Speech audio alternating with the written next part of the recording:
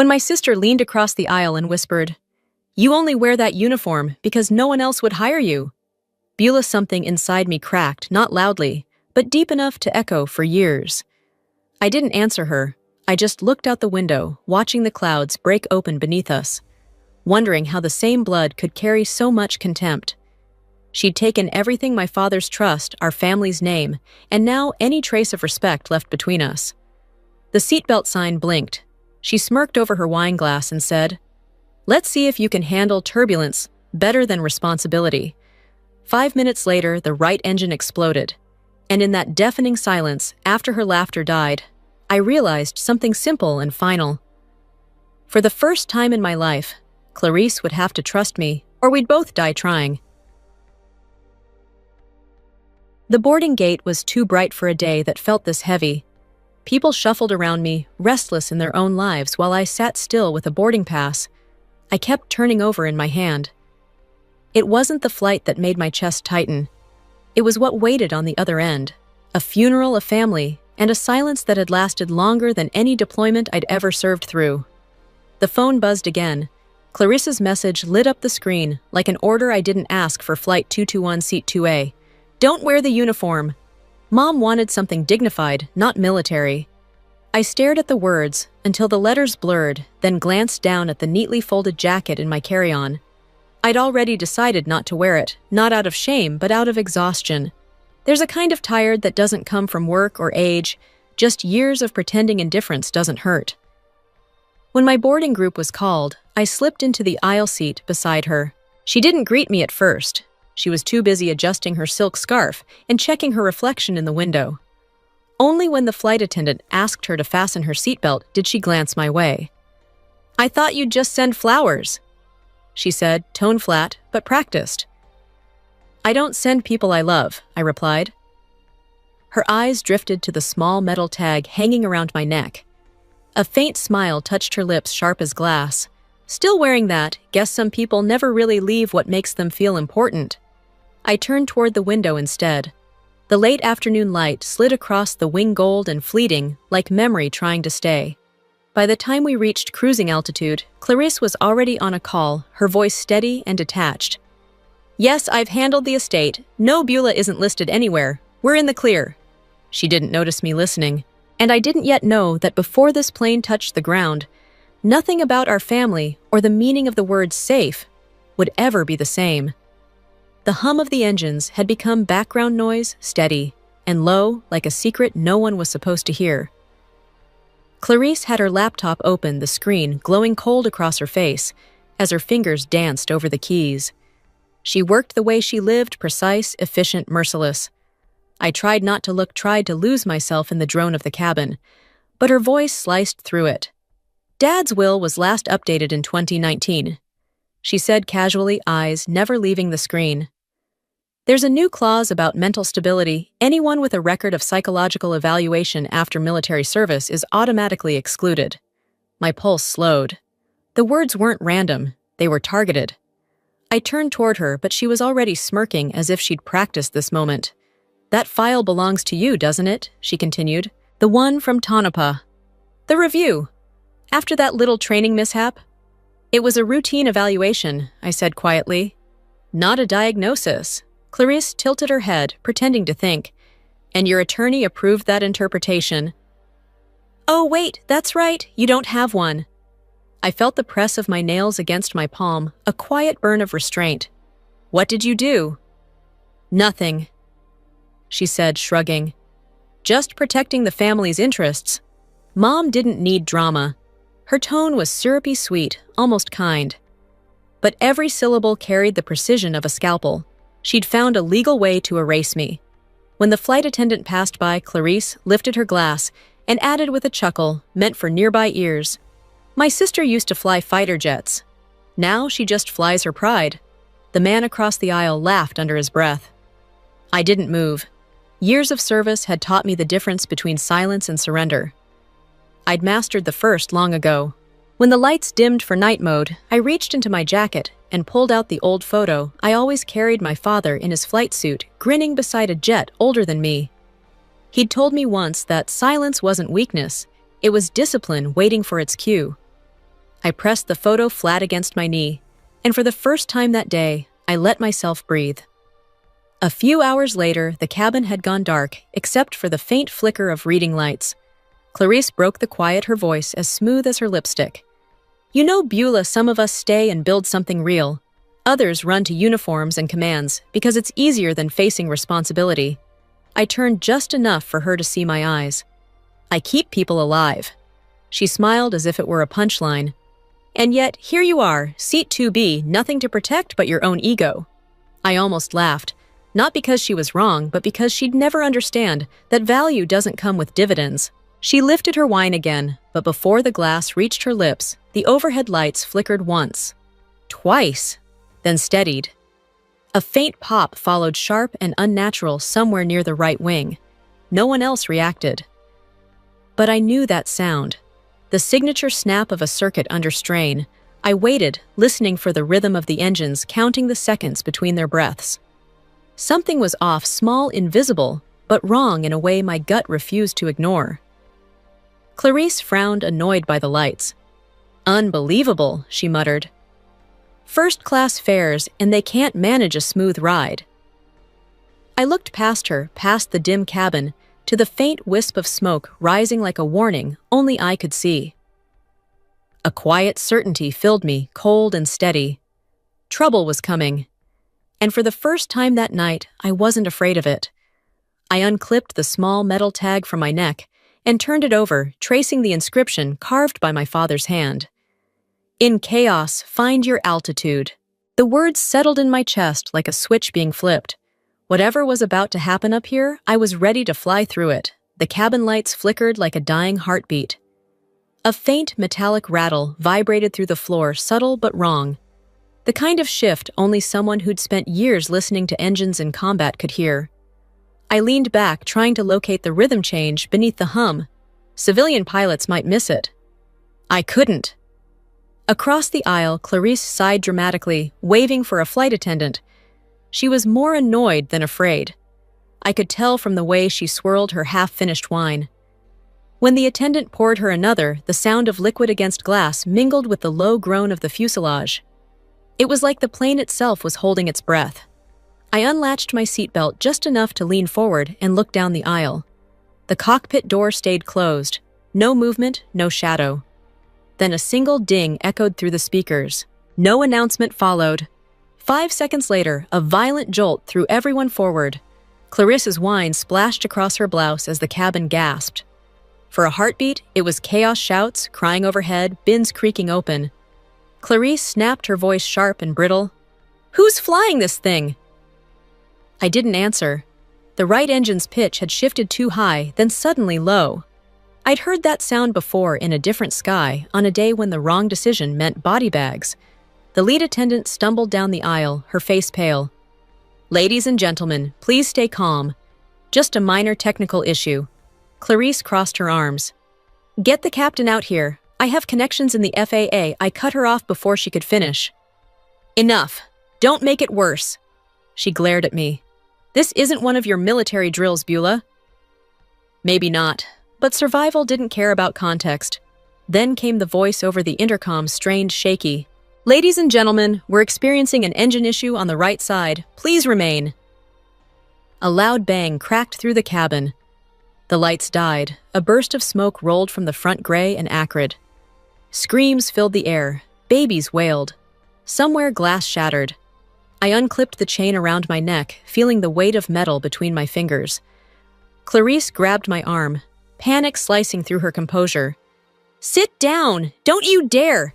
If they've lost control, I can help. Help! You'll get us killed! This isn't your base." "Beulah." The alarm blared, a metallic shriek that made the air itself tremble. The attendant appeared again, crying now. The captain's unresponsive. The co-pilot's trying to reach ATC. I met her eyes steady. "Open the door. I can't. Regulations, if you don't, this plane goes down in 10 minutes. I've trained for this. I know what's happening." She froze. I didn't raise my voice. I didn't need to. Some tones belong to command, and fear recognizes them instinctively. The latch clicked. Inside the cockpit smelled like ozone and smoke. The captain slumped over his controls, oxygen mask tangled around his neck. The co-pilot, pale sweating, was fighting the yoke with one shaking hand. "Who are you?" he managed to ask. "Beulah Simmons, Air Force. Let me in that seat." He hesitated only long enough to nod. When I took the controls, the stick vibrated like a pulse. Clarissa's voice screamed from the cabin behind us, distant but sharp as glass. "She's not qualified. She was suspended." I ignored her. I pressed the comm switch, my voice even. Skyreach 291 Mayday. Engine 2 fire, captain incapacitated. Request emergency vector. Static crackled, then a calm voice replied. "Roger that, 291. You're cleared for emergency descent." I gripped the controls tighter. Whatever came next, the sky was mine again. The acrid scent of burning plastic filled the cockpit. Warning lights blinked in red clusters. The co-pilot, Ed Rayner, his name stitched on his jacket, looked like a man watching his own obituary write itself. "We've lost hydraulic pressure," he said hoarsely. "I don't know how long we can hold trim." "We'll hold it," I said. "Log our airspeed and wind vector." He hesitated, staring at the gauges. "You actually know how to fly a 737. I know how to fly anything with wings and one last chance." Outside, the turbulence hit hard, shaking the frame. Through the door, Clarissa's muffled voice carried ordering the attendants to stop me threatening lawsuits, demanding control of something she couldn't begin to understand. I keyed the comm. "Skyreach 291, under manual control. Co-pilot and I are attempting glide." Ed looked at me with a mix of fear and awe. "Then you lead." The plane shuddered again, one engine dead, one coughing through the storm. I barked orders out of habit. "Autopilot off. Switch to hydraulic bypass." He followed, trembling hands obeying. I pulled back gently, feeling the aircraft's weight shift through the yoke. My arms ached, shoulders burning, but I didn't loosen my grip. "I once brought an F-15 home on half a wing," I said under my breath. "I'm not losing 300 souls because of one failed turbine." A faint sound came from behind Clarissa's voice, again louder this time, carried through a phone's mic. She was filming. "The real pilots are unconscious. A former soldier's taken over. She's hijacking the plane." I didn't look up. I spoke into the overhead. "Passengers of Skyreach 291. This is Beulah Simmons assisting your co-pilot. We are in full control and descending safely. Stay calm and seated." My voice came out steady level, the way a heartbeat should sound when everything else is falling apart. The effect rippled through the cabin silence. Then the pressure dropped. Masks fell. The roar of escaping air filled the cockpit, a sound like the ocean rising to swallow us whole. "Drop to 10,000. Don't exceed 240 knots, I ordered."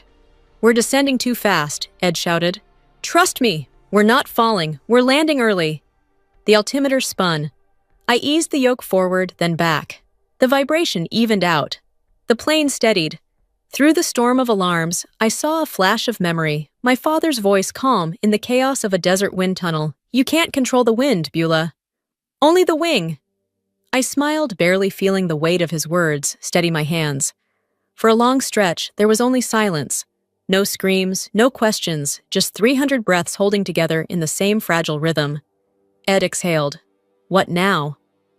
"We hold level," I said quietly. Eyes locked on the fading horizon. "And we hope the sky's feeling merciful tonight." Far ahead, the faint outline of Maine's coast glimmered under a thin veil of cloud. I whispered mostly to myself, "Never let them tell you can't land just because they don't believe you can." The plane kept gliding, wounded but alive, just like me. Silence filled the cabin, like a living thing, 300 people suspended between fear and faith. The single engine groaned beneath us, its rhythm uneven like a dying heartbeat. Outside, black clouds stacked into walls, lightning flaring behind them like flashbulbs from another world. Ed's voice cracked beside me. "Wind shift pulling us east." "I see it." 15 degrees right. "Don't fight it, lead it." Clarissa's voice bled through the intercom. "Does anyone know what she's doing?" I switched it off. Survival doesn't need commentary. On the radar screen, a red alert blinked. Clarissa's live stream was everywhere. The headline burned through static, ex-military woman, seizes plane, 300 lives at risk. I felt the weight of it settle in my chest. If we lived, I'd face judgment long before gratitude. Then the instruments flickered out. "Backup's gone," Ed shouted. "Mechanical mode," I ordered. The yoke stiffened. No radar, no guidance, just muscle and instinct. Lightning flash throwing my reflection across the glass, sweat, focus, calm. Discipline in chaos. From behind came whispers, sobs, prayers. Ed murmured, "They've lost hope." "Good," I said. "It means they still want to live." The plane shook violently. Clarice collapsed, gasping. "Panic attack," a flight attendant cried. "Give her oxygen," I said. "Tell her I'm not letting anyone die, not even her." The cabin steadied. 10,000 feet, 210 knots, Ed reported. "Cut 7% thrust right. Hold it steady," someone whispered from behind us. "She's doing it." Minutes later, rain hammered the windshield. The fuel light glowed red. 12 minutes left, Ed warned. "We only need 10. Control refused clearance." I ignored it. Clarice screamed, "You'll kill us if we don't land. We'll die in the air." A gust slammed, the wing alarms blared. "Flaps full," I yelled. The plane shuddered, then leveled. Runway lights flickered through rain. "Too fast," Ed cried. "Trust me." Wheels hit asphalt with a scream. The fuselage shook, smoke rising. Then silence. Rain drummed softly against scorched metal. "We made it," Ed whispered. "No," I said, hands trembling on the yoke. "We were reborn." Clarice stared at me from the aisle. No arrogance, no words left, just the eyes of someone who finally understood the price of survival. The cockpit was quiet now, the kind of quiet that follows miracles. Outside, fire trucks idled with their lights flashing against the scorched metal of the fuselage. Ed was talking to ground control, his voice a low hum behind me. My hands still shook, the smell of burnt wiring clinging to my skin. A knock on the door broke the silence. One of the attendants peeked in, her eyes rimmed red. "Everyone's safe, Major Simmons." "Just Beulah," I said. She nodded, offering a tired smile, the first honest one I'd seen all night. When I stepped out into the drizzle, Clarice was waiting at the bottom of the stairs. Her designer coat was streaked with mud, her face pale beneath the floodlights. She looked at me like someone waking from a bad dream. "You actually landed it." "No." "We landed it." She didn't answer. The rain fell between us, washing away words neither of us knew how to say. A reporter pushed forward, microphone trembling in his hand. "Beulah Simmons, were you the one flying? How does it feel to save 300 lives?" I stared past him, at the ruined aircraft. "Nothing to feel proud of," I said quietly. "Only something to remember." By midnight, headlines split the nation in two. Hero pilot saves hundreds. Rogue veteran seizes control mid-flight. Both were about me. As officers handed us forms to sign, Clarice turned to whisper, "I only did what I thought was right." "So did I." I replied, meeting her eyes. But maybe we've never agreed on what right means. 2 weeks after the landing, the world had split in half. One side called me a hero, the other called me dangerous. Channel A ran footage of the burned fuselage under the headline, "Air Force Veteran Saves 300 Lives." Channel B called me a risk in uniform. And on the business network, where Clarissa's company held stock, the banner scrolled, "Simmons family faces mental health scandal." At the FAA headquarters in D.C., the air felt colder than the skies over Maine. 3 officials sat across from me, the hum of their laptops the only sound. One finally spoke.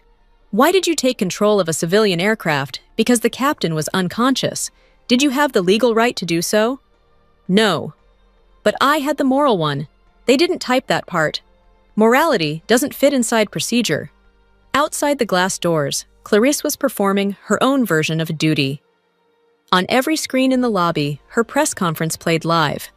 She said she loved me, but claimed I needed help, that I'd lost perspective, that heroism and recklessness often share the same runway. Behind her, my image looped my hands, gripping the yoke, sweat shining under red light spliced, distorted, weaponized. That evening, my lawyer Harper slid a file across the table. "She forged your 2017 evaluation," he said. "Even faked your father's signature on the will." I stared at the papers until the words blurred.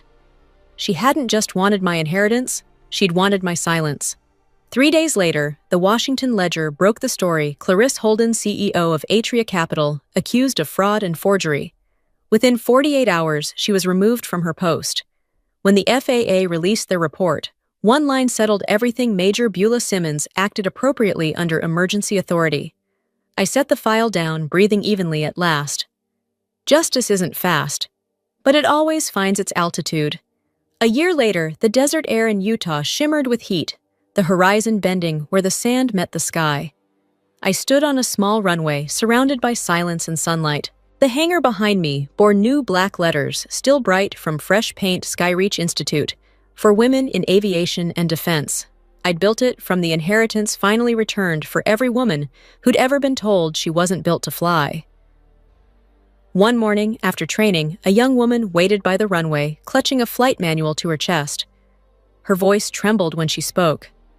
"My name is Lily Holden, Clarisse's daughter." I froze for a moment. "I want to learn to fly," she said softly. "Not to prove anyone wrong, just to know that I can." I saw something familiar in her eyes, that mix of fear and quiet determination I'd once carried myself. I smiled. "Welcome to the sky." Weeks later, a small envelope arrived with no return address.